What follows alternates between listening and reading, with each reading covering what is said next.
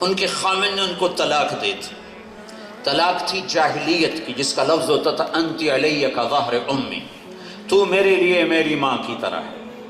تو اس پر جو طلاق پڑتی تھی وہ ایسی طلاق ہوتی تھی کہ کسی طرح بھی رجوع نہیں ہو سکتا تھا۔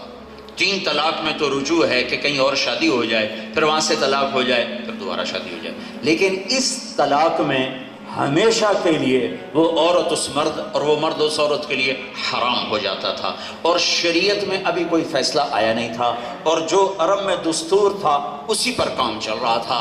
تو اوس بن مالک رضی اللہ تعالیٰ عنہ نے خولہ بنت ثعلبہ سے کہہ دیا تو میرے لیے میری ماں کی طرح۔ تو وہ پریشان ہو کر آئیں اللہ کے نبی کے دربار۔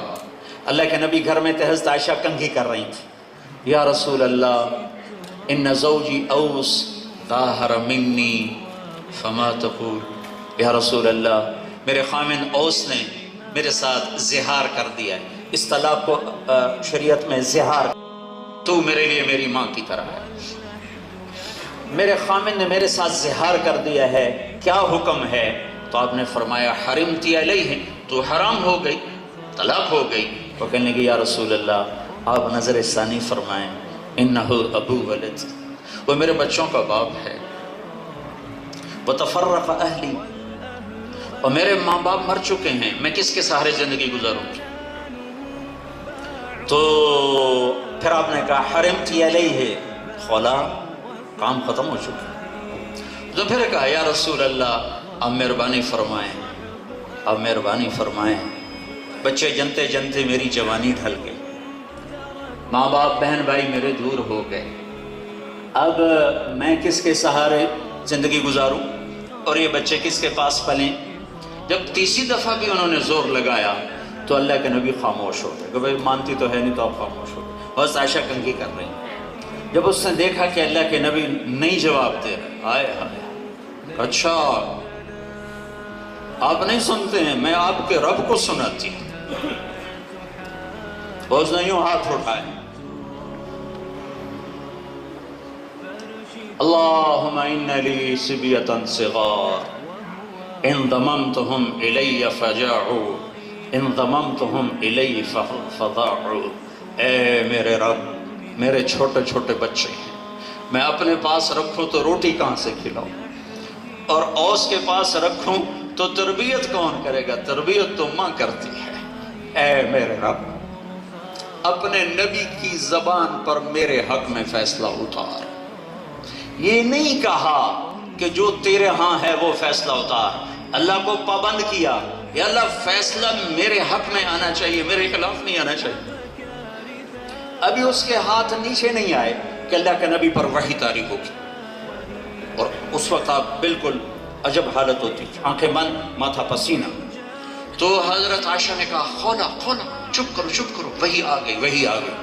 جب اس نے دیکھا وحی ہے تو اس نے اور زور سے رونا شروع کر دیا کہ پتہ نہیں میرے حق میں ہے یا میرے خلاف ہے۔ جب وحی ختم ہوئی تو آپ نے آنکھیں کھولی تو آپ ہنس مسکرا پڑے، کہا خولا مبارک ہو، اللہ نے تیرے حق میں فیصلہ دیا تھا، اور اسے حدیث کا حصہ نہیں بنایا، قرآن کا حصہ بنایا۔ قیامت تک ہر عورت پڑھے، ہر مرد پڑھے اور دیکھے کہ یوں اللہ سے تعلق بنتا ہے۔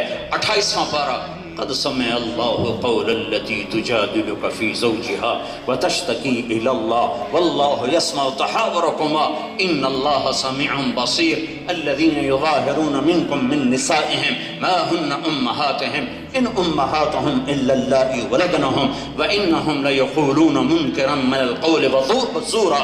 28واں پارہ، اور اتنی خوبصورت تعبیر، قد سمع اللہ، اور خولا کو بڑی عزت دی اللہ تعالیٰ نے، التی قول التی تجادلک فی زوجها، ان کا تعارف کرانے میں اتنی لمبی سطر اتاری اللہ نے، کہاں ہاں میرے محبوب قد کا لفظ بتاتا ہے، قد کا لفظ بتایا کہ اے میرے نجب، جب آپ اور خولا آپس میں تکرار کر رہے تھے، آپ انکار کر رہے تھے، وہ ہاں کروا رہی تھی، تو میں خود عدالت میں موجود تھا، پھر آپ نے تو سنی نا، وَتَشْتَكِي إِلَى اللَّهِ، پھر اس نے میرے سامنے دکھڑا پھولا، واللہ یسمع تحاورکما، میں آپ دونوں کے دلائل سن رہا تھا، آپ انکار پہ تھے، وہ اقرار پہ تھی، میں نے خولہ کے حق میں فیصلہ دے دیا اور اس طلاق کو باطل کر دیا، اس کا جرمانہ رکھ دیا، غلام آزاد کرو، 60 روزے رکھو یا 60 مسکینوں کو کھانا کھلاؤ،